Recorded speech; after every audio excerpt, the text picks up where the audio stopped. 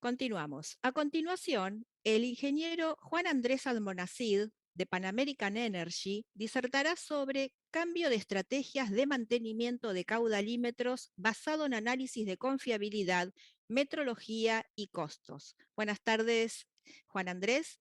Dejamos aquí a tu cargo la presentación. Buenas tardes. Excelente. Bueno, que primero quiero agradecer a los organizadores porque realmente permiten este espacio que de alguna manera podemos difundir este trabajo que si no hubiese quedado algo como algo interno, ¿no? Bueno, como ya presentaron, mi nombre es Juan Andrés Almonacid, yo me desempeño como ingeniero de confiabilidad en Pan American Energy, acá en Comodoro Rivadavia, y bueno, mis estudios son de ingeniería electrónica, pero bueno, me fui desarrollando en el área de mantenimiento. El trabajo que quiero presentar es es un cambio de estrategia donde tenemos tres parámetros, podríamos decir, que se van combinando entre sí. Esos parámetros son la confiabilidad con, con otro parámetro que es la disponibilidad, la metrología y el costo, ¿sí? Esos son tres parámetros que justamente tenemos que son combinados entre sí, de manera que si subimos uno, se baja el otro, y eso es lo que yo quiero mostrar en este trabajo, ¿sí? Eh, Bien, primero un poco de contexto operativo para, a ver, ¿qué pasa a la siguiente? Un minuto, ahí está. Un poco de contexto operativo como para que se entienda por qué esto es una problemática, ¿no? Nosotros en el yacimiento de acá de Cerro Dragón tenemos 904 caudalímetros midiendo de manera simultánea. Ahora son más, en realidad son 920 porque esto va creciendo vegetativamente, ¿no? A medida que va avanzando el yacimiento. La inyección secundaria se utiliza en yacimientos maduros, cuando ya la presión de fondo de las napas no es suficiente como para que fluya por la presión de fondo justamente el hidrocarburo.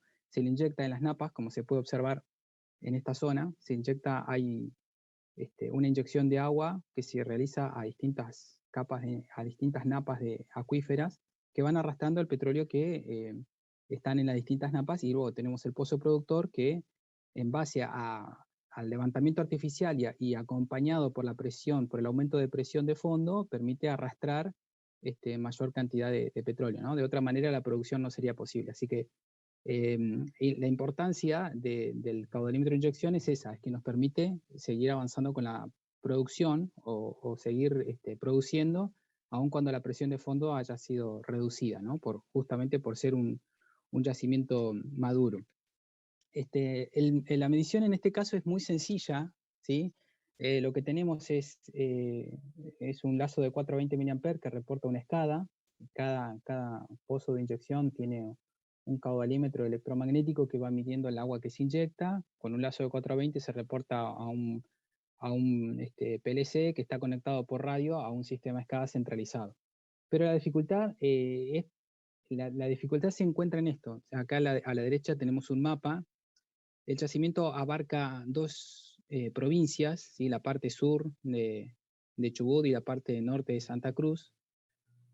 Una extensión geográfica muy grande y muchos caudalímetros. O sea, si bien la medición puntual es muy sencilla, cada caudalímetro son muchos, ¿sí? Estamos más de 900 caudalímetros que tenemos que gestionar para hacer esta medición. Entonces, la complejidad va por ese lado, digamos, por la cantidad y por el tiempo no operativo que tenemos de traslado para que las cuadrillas hagan mantenimiento, ¿sí? No es un mantenimiento complicado, pero la extensión y la cantidad lo dificulta un poco, ¿sí? Así que ese es un desafío. Bien, como les decía, este es un manifold de inyección, ¿sí? Acá tenemos, después la cañería va hacia cada uno de los pozos de inyección, pero están todos concentrados en un colector general que recibe agua de una pía. En el yacimiento tenemos 24 pías, que significa planta inyectora de agua salada. Se recupera el agua de las mismas napas, se le saca el hidrocarburo y se utiliza para hacer la inyección con bombas de alta presión, ¿sí? Antiguamente lo que se hacía era, había un mantenimiento preventivo que correspondía a un desmontaje de este equipo, una limpieza in situ y volver a montar el equipo.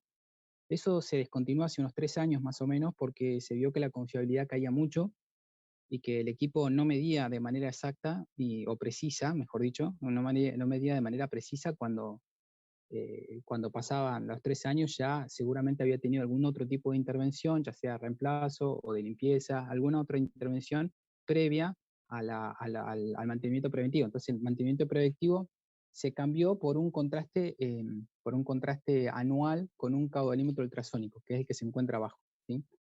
Entonces tenemos 3 años de información en una base de datos donde nos muestra cuál es la comparativa que tenemos entre un caudalímetro ultrasónico y el electromagnético que está instalado.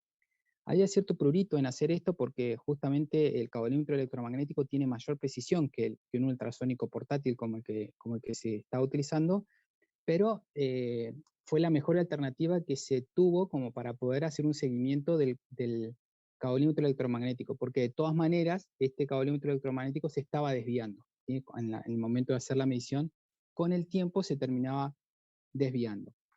Así que se cambió el caudalímetro, se cambió la estrategia de mantenimiento hace 3 años en hacer un contraste con ultrasónico portátil. Entonces tenemos 3 años de información y este trabajo surgió a partir de analizar la información que habíamos obtenido entre comparar el caudalímetro ultrasónico y el caudalímetro electromagnético que estaba instalado. Bien, el caudalímetro ultrasónico que se estaba utilizando en ese momento tenía una precisión del 3%, así que, y el instalado, según el fabricante, tiene una precisión del 0,5%, pero como les digo, se estaba desviando a medida que pasaba el tiempo. Entonces se ponderaron a nivel metrológico qué parámetros o qué límites podíamos tener en cuenta como para poder hacer esta comparación, y se llegó a esto, ¿no? El error relativo. Hay un tema acá. Todas estas fórmulas seguramente son conocidas por casi todos y no son conceptos que sean complicados, son conceptos bastante sencillos, pero lo que quiero mostrar es que por más que sean sencillos, tienen como cierta profundidad, ¿sí? Y es lo que voy a mostrar acá, porque esta fórmula es muy conocida, la de error relativo, tenemos como electromagnético, ultrasónico, diuro ultrasónico, que es el patrón por el 100%, ¿no?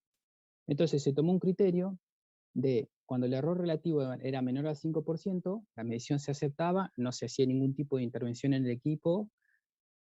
Cuando estaba entre el 5 y el 10%, se hacía una tarea de cero, ¿sí? Se corregía ese desvío menor a través de un cero, y cuando era mayor al 10%, se reemplazaba el equipo directamente. Hay un laboratorio de calibración que tiene la empresa dentro del mismo yacimiento, entonces se retira el equipo y se le puede hacer una limpieza y una recalibración de la constante de calibración en el mismo yacimiento, en un laboratorio especializado para eso.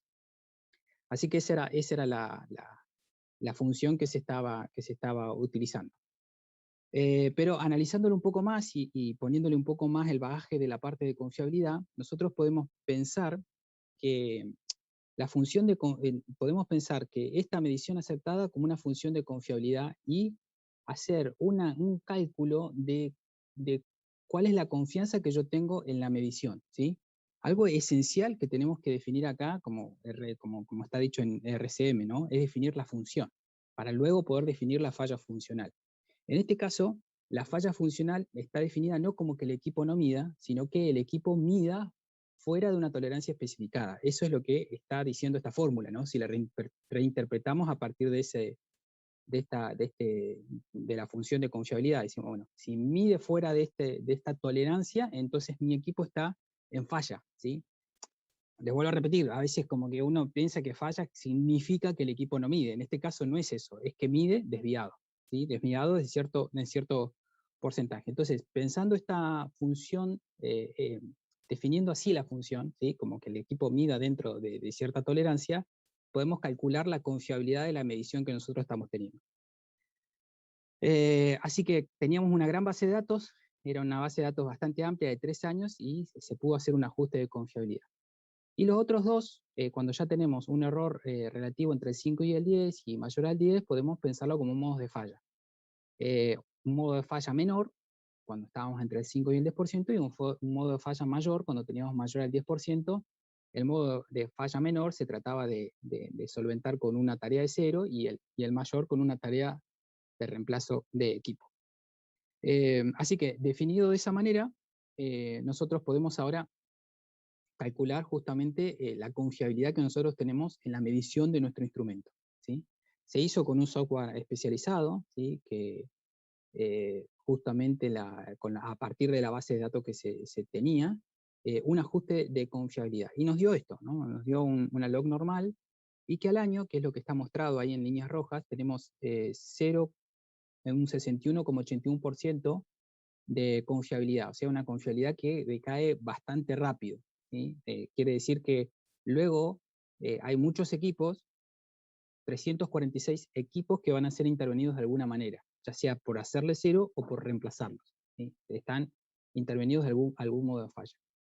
La función de ajuste es log normal, y el tiempo medio de la falla son 4.974 días. Esto lo recalco porque después vamos a ver que va a haber otro ajuste de confiabilidad, que estos números van a ser modificados. El log normal también nos podría dar cierto indicio, si uno puede analizar, de hecho se sigue analizando, hay un análisis causa-raíz que se está haciendo a partir de este análisis, que no lo estoy realizando yo, lo está realizando un compañero mío del equipo. La no normal puede ser considerada como un producto multiplicativo de muchos pequeños factores independientes, ¿no? La forma que nosotros tenemos en la, mm, en la función que se ajustó nos puede estar dando un indicio de por dónde van los modos de falla físicos que están afectando a esta medición. Bien, pasemos ahora a la otra pata, ¿no? Esta fue el análisis de confiabilidad, cómo se comportaba la medición a nivel de confiabilidad. Ahora vamos a pasar a un análisis metrológico. ¿Qué pasa a nivel metrológico? Bueno, el histograma que estoy mostrando, en el eje X tenemos los caudales de inyección, y en el eje Y tenemos la cantidad de pozos que inyectan en esos bin, en esos rangos de caudales. Si nosotros vemos el rango de máximo del caudalímetro, el rango máximo de caudalímetro que se utiliza es de 58,4 metros cúbicos hora, pero se lo configura para que llegue a 54 metros cúbicos hora. Todos los caudalímetros están en el mismo rango, están rangueados de manera que midan de 0 a 58 metros cúbicos, 54 metros cúbicos hora, ¿sí?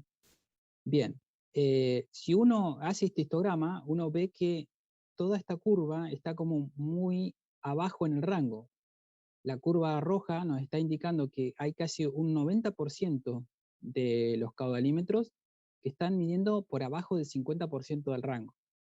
Eso a nivel meteorológico no es lo ideal, porque lo que se esperaría que todo esto esté más a la derecha, ¿sí? Por esta zona tendría que estar. No importa la tecnología, digamos, estos son instrumentos que son electrónicos, ¿no?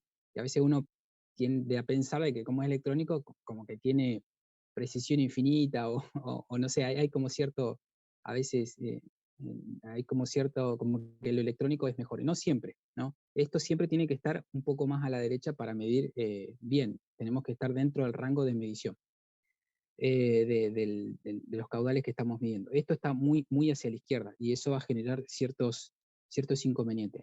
Obviamente se eligió esto porque la función metrológica no es la única que se tiene que utilizar para hacer esta decisión, ¿no? A nivel de ingeniería, esto se inyecta a 2000 PSI. Si uno pone un instrumento que es más chico, o sea, que más restrictivo, que aumentaría la precisión, también aumentaría la caída de presión, ¿no? Entonces el delta P multiplicado por el caudal me va a generar una pérdida de energía en el mismo caudalímetro que no sería conveniente. Podríamos estar aumentando la precisión en la medición, pero estaríamos aumentando el gasto de energía también. Por eso la función metrológica no es la única que se utiliza para decidir con qué vamos a medir, ¿sí? Bien, a continuación, tengan esta imagen en mente del histograma, porque a continuación voy a mostrar uno que tiene el mismo eje X, ¿sí? De caudales, pero que está mostrando otra cosa, ¿sí? Es justamente la función que antes habíamos mostrado del 5 y del 10%, representada en los mismos ejes. Es el caudal en metros cúbicos hora, de 0 a 54 metros cúbicos. Este eje representa el corte por 5%, y este el 10%. Y acá tenemos el error. ¿Esto qué quiere decir? Yo lo estoy representando de esta manera para poder mostrar gráficamente cómo mi función error me está determinando, yo estoy tomando una decisión si yo reemplazo al equipo o le hago algún tipo de intervención, dependiendo de cómo está corrida mi medición. Entonces yo tengo un OK si está por abajo del 5%, un 0 si está entre el 5 y el 10, que sería todo este rango, y un reemplazo si está por arriba del 10. Entonces, mi decisión va a ser de reemplazo o de intervención si estoy por arriba de la línea azul. Entonces, acá hay una tormenta perfecta, digo yo, porque acá vimos en el histograma anterior que teníamos todo nuestro parque que estaba en esta zona, midiendo, que es la zona baja, por abajo del 50% del rango, y por otro lado, mi criterio antiguo se estaba, a medida que yo me voy reduciendo en caudal, se va haciendo más restrictivo porque es porcentual.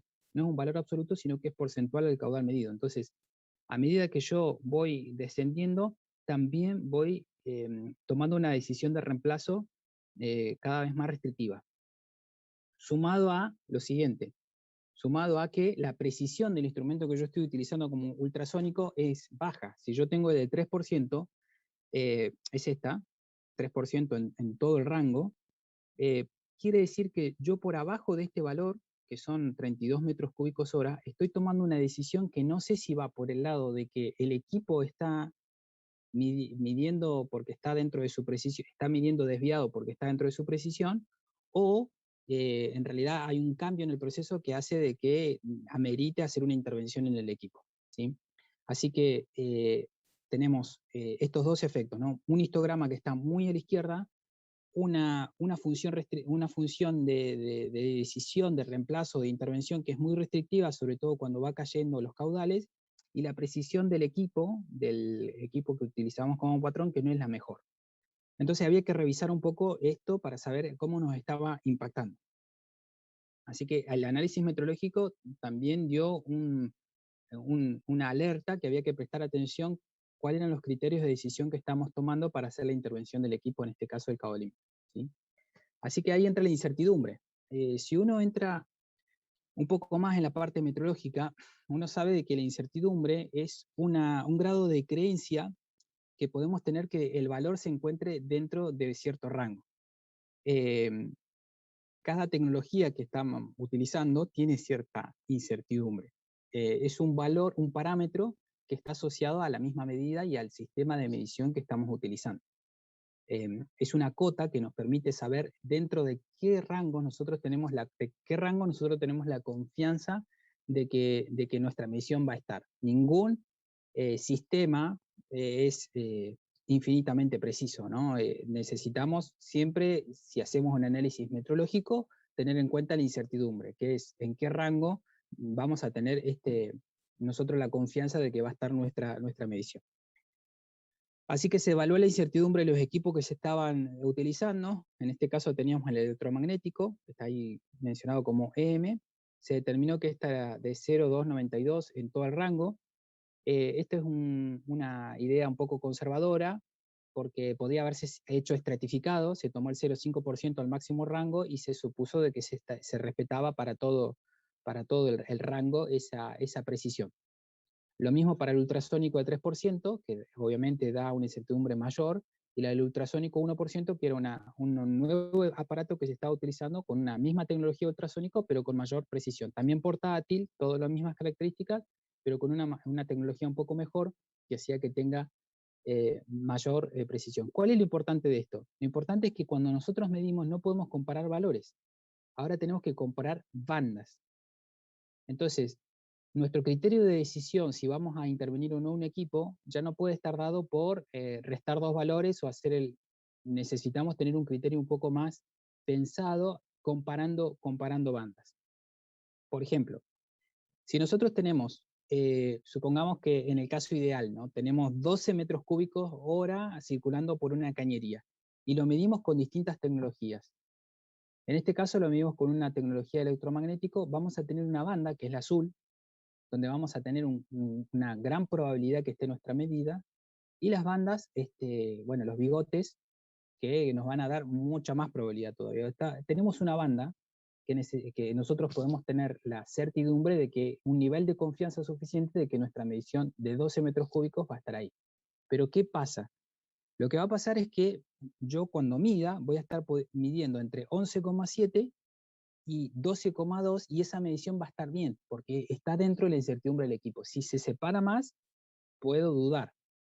Pero como nosotros no sabemos estos 12 metros cúbicos de precisión infinita, no lo sabemos, utilizamos instrumentos inexactos, entonces lo que tenemos ahora que decidir es, si yo estoy midiendo con un electromagnético de esta precisión o con esta incertidumbre, y un electromagnético ultrasónico del 3% con esta incertidumbre, ¿cuándo tomo la decisión de que la diferencia entre las medidas es suficiente como para tomar una decisión de reemplazo o de intervención del equipo? ¿Qué criterio adopto para determinar cuándo hay un desvío? Bien, acá tenemos, por ejemplo, en el caso del ultrasónico de 3% y electromagnético, la máxima separación entre los bigotes se va a obtener a los 1,91 metros cúbicos hora. Y en el caso del electromagnético de 1%, vamos a tener en 0,83 metros cúbicos hora. Entonces, ¿cuál es la decisión? Es, obviamente, la máxima separación entre bandas. Cuando yo estoy separando la máxima separación entre bandas, yo voy a estar seguro que cuando intervenga el equipo va a ser porque realmente hay un cambio en el proceso y no que está asociado a que hay una confusión en las incertidumbres que estamos teniendo en cada instrumento. Entonces, el criterio que utilizamos fue la máxima separación entre bandas. Entonces, ahora tenemos un nuevo criterio de decisión, o vamos a tener un nuevo criterio de decisión que nos va a decir que vamos a tener que combinar la incertidumbre que tenemos del electromagnético instalado en el campo, o en el manifold, y el ultrasónico que llevamos para hacer la comparación. ¿Cómo logramos eso? Y es sumando las incertidumbres de los dos. Y ahí obtenemos dos líneas. Obtenemos la línea gris, que es la incertidumbre combinada del ultrasónico del 3%, del ultrasónico del 1% y el electromagnético, de la línea gris, y la incertidumbre del ultrasónico del 3%, que es la línea naranja, ¿sí? La combinada entre el electromagnético y la línea y el ultrasónico de 3%. Tenemos la línea naranja. Entonces, nuestra máxima separación de banda va a tener cuando nosotros tengamos estos desvíos entre la medición del electromagnético y el ultrasónico. Fuimos nosotros ahí como ingeniería de mantenimiento con operaciones a decirle, bueno, esto es lo que descubrimos, estamos haciendo un sobremantenimiento que realmente no nos está reportando beneficios porque nuestro criterio de aceptación azul y amarillo está siendo muy restrictivo a bajos caudales, que encima es el lugar donde mayor cantidad de mediciones tenemos. Hubo una negociación entre operaciones y mantenimiento porque ellos querían, nosotros fuimos con nuestra propuesta de ir por los 2 metros cúbicos, pero ellos no lo aceptaron porque la precisión era muy baja, o sea, era muy mala para ellos. Necesitaban medir con mayor precisión. Y hubieron varias opciones acá, entre una era poner en ciertos rangos, utilizar esto, y luego después del 50% para arriba utilizar el otro criterio, pero finalmente se negoció y se utilizó el último, el de más abajo, utilizando la línea gris como el criterio de decisión si se acepta o no la medición. Así que pasamos a un nuevo criterio de aceptación de la medición, que la intervención se realiza cuando tenemos 0,83 metros cúbicos hora, que es la incertidumbre combinada del ultrasónico del 1% y la del electromagnético del 0,5%. Si da por abajo, está ok. Si da por encima, hay que hacer algún tipo de intervención. Así que se redefinió la función de aceptación y rechazo de la medición. Ya no era algo relativo, sino algo absoluto que acompañaba a todo el rango de la medición. Entonces, como teníamos una gran base de datos, definimos nuestra nueva función de confiabilidad de esta manera. Para todo caudal, el electromagnético menos el ultrasónico, si da por abajo de 0,83 metros cúbicos, la medición es aceptada. Entonces, el criterio actual de aceptación y rechazo cambió. Ahora es menos restrictivo. Entonces, como es menos restrictivo, pero también está asociado a una confianza que nosotros podemos tener en la medición. Porque esa era una discusión que teníamos con la gente de operaciones. Decía, bueno, pero antes nosotros medíamos al milímetro y ahora vos me estás pidiendo medir al centímetro. Yo decía, no, antes pensábamos que medíamos al milímetro, pero en realidad siempre medimos al centímetro y estábamos tomando decisiones malas al respecto por eso. Entonces, si somos conscientes y calculamos cuánto es nuestra incertidumbre, de alguna manera podemos saber de que cuando vamos a reemplazar un equipo, es porque realmente necesita ser reemplazado y no porque hay un error en una confusión entre las incertidumbres asociadas a los instrumentos. Así que finalmente se aceptó esta función, simplemente es muy sencilla, es un valor absoluto, no es relativo, y como teníamos una gran base de datos de 3 años de la función, con esta nueva función que teníamos de aceptación o de falla, podíamos recalcular hacer el ajuste de confiabilidad con el nuevo criterio. Lo que obtuvimos fue, obviamente, que la confiabilidad aumentó, ¿sí? Tenemos al año un 73% de confiabilidad de la medición, y las intervenciones de cantidad de equipos intervenidos cayó. Tenemos 236 caudalímetros intervenidos. También se cambió el criterio, ya no hay una banda en la cual vamos a hacer el cero si está dentro de cierto rango, no. Cuando hay un desvío, se hace el cero como primera instancia. Si eso no corrige la medición, directamente se va a reemplazo. Y eso, la cantidad de equipos, como disminuyó la cantidad de equipos que se tienen que reemplazar, como les digo, por todos los costos que exige moverse dentro del yacimiento, también disminuyó el costo de mantenimiento. Y ahí está el combo, ¿no? El costo de mantenimiento reducido porque puse un poco más laxo la función metrológica y decir, bueno, nuestra tecnología actual nos permite llegar hasta tal precisión. Si nosotros queremos ir más preciso, tendrías que cambiar de tecnología. Con la que vos tenés hoy, lo mejor que podemos hacer es esto. También de un ajuste log normal, el tiempo medio de la falla es de 19.000 días. Si se acuerdan antes, en la otra slide eran como 4.000 días, así que este tiempo medio de la falla aumentó. Entonces tenemos otro indicador de que nuestra confiabilidad también se mejoró. Bien, este slide lo quiero traer a colación. Fue un poco discutido si lo ponía o no, pero creo que amerita. ¿Por qué nosotros el caudalímetro ultrasónico de 3% lo dejamos de utilizar? Y este slide explica por qué. Esta es la curva que nosotros tenemos, la curva que tenemos actualmente. La decisión fue la que se quedó, es la gris. La decisión que se rechazó y que era posible con un ultrasónico de 3% es la naranja, porque una precisión que no alcanzaba, y las otras son justamente las que teníamos antiguamente. Como les dije, la metrología es una expresión que nos indica la dispersión estadística de los valores atribuidos a la cantidad medida. ¿Sí? Durante la conversación di varias definiciones como una cota, como una creencia, bueno, y ahora como una probabilidad. Si nosotros graficamos la probabilidad del electromagnético, vamos a tener esta función de probabilidad. Lo que estábamos intentando con la separación del 1,91 metros cúbicos hora, esta es la función de probabilidad electromagnético, esta es la función de probabilidad del ultrasónico de 3%, lo que estamos intentando era lograr la máxima separación entre las bandas. ¿Para qué? Para que las colas de distribución, que están representadas acá con amarillo y con verde, no se toquen. ¿Por qué? Porque esas colas de distribución es inevitable que se toquen porque son funciones de probabilidad, y en este caso está modelizado como algo gaussiano, me va a generar un error en la decisión que se llama error tipo 1 o error tipo 2. El error tipo 1 está asociado a cambiar un electromagnético cuando no debería ser cambiado. Esto le interesa particularmente a mantenimiento porque estamos cambiando muchos más equipos de los que deberíamos cambiar, si este error tipo 1 es particularmente alto. Y el error tipo 2 está asociado a yo no cambié un caudalímetro que sí debía ser cambiado. ¿Sí? Y esto es asociado simplemente a funciones de probabilidad que se están acercando. Nunca voy a saber cuál es el caudalímetro, pero yo sé que en mi decisión voy a cometer cierto error al tomar la decisión cuando estas funciones de probabilidad se estén juntando mucho.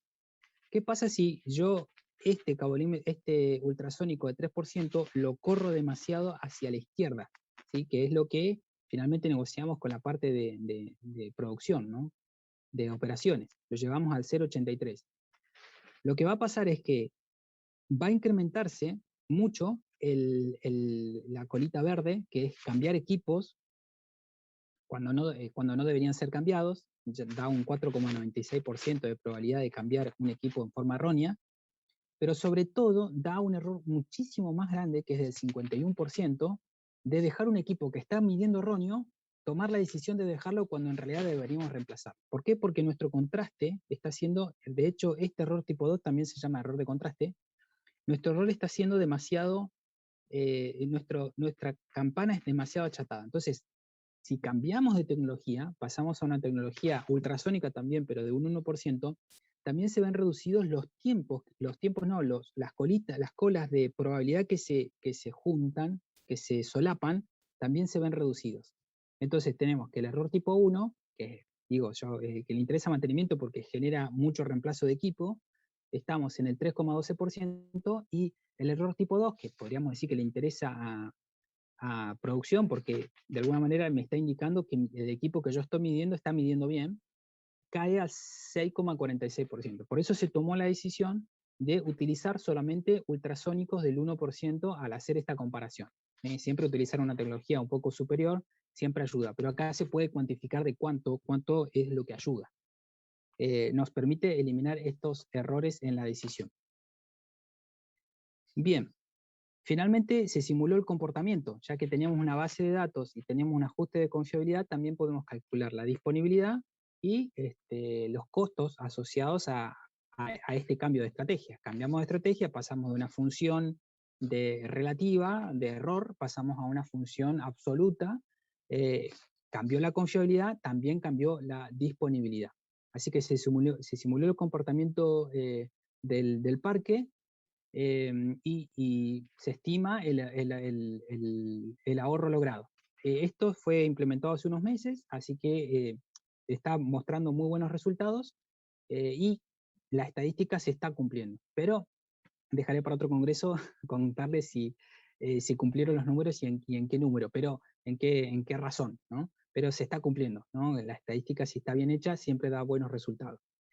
Se hacía un seguimiento, algo que nos indicó relativamente rápido de que esto estaba funcionando, era que se hacía un seguimiento de la disponibilidad de todo el sistema, de los 900 equipos, se hacía un seguimiento de la disponibilidad mensualmente con la gerencia, y esa disponibilidad, cuando se cambió el criterio, se volvió a tamizar toda la medición que se estaba realizando con el nuevo criterio, y pasó de 80% a 88%, que es justamente lo que estaba indicando la simulación. Así que nos dio un indicio suficiente de que estábamos yendo por buen camino. Finalmente, como se redujo la cantidad de reemplazos y de ceros anuales que se realizaron, también se redujo la cantidad de mantenimiento y el costo del mantenimiento que teníamos, tanto en mano de obra como en repuestos. ¿Cuánto se redujo? Un 33%, que es muchísimo, muchísimo, muchísimo dinero. Realmente se estaba gastando muchísimo dinero en hacer reemplazos que no estábamos seguros si había que hacerlos o no. Conclusión, y con esto termino y paso a alguna pregunta si hubiera. En base al análisis técnico presentado, se redujo el costo de mantenimiento un 33%, que eran $156.000 anuales, logrando un balance entre la disponibilidad del sistema, la disponibilidad en este caso la aumentamos, el costo del mantenimiento que se redujo, y la precisión en la medición, que es más laxa, pero de alguna manera es la que podemos obtener con la tecnología que actualmente tenemos, es la mejor que podemos tener. Si queremos obtener mayor, que de hecho eso es lo que estamos analizando, tendríamos que analizar otras tecnologías, ¿sí? Bien, sería todo. Ahí les dejo mis contactos. Si hay alguna duda, tienen mi correo mantenimiento estadístico 2021 Gmail, es el personal. Después tenemos también el de la empresa. Hay un canal donde también subí esta misma presentación grabada previamente, así que un canal de YouTube personal también que lo pueden ver, y bueno, mi LinkedIn también, si hay alguna pregunta o ahora o después, no hay problema. Sí, Juan, muchísimas gracias, ingeniero Juan Almonacid. Aquí hay una pregunta, te la voy a leer. Bueno. Dice Pedro Funes, para utilizar caudalímetros ultrasónicos, ¿tuvieron que adaptar las instalaciones existentes? El caudalímetro ultrasónico que se está utilizando son con palpadores, y no se modificaron las instalaciones existentes.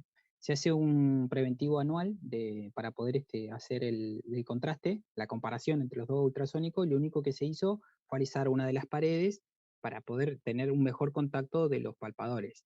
pero no es una modificación mayor, digamos, lo hace la misma cuadrilla que hace el mantenimiento.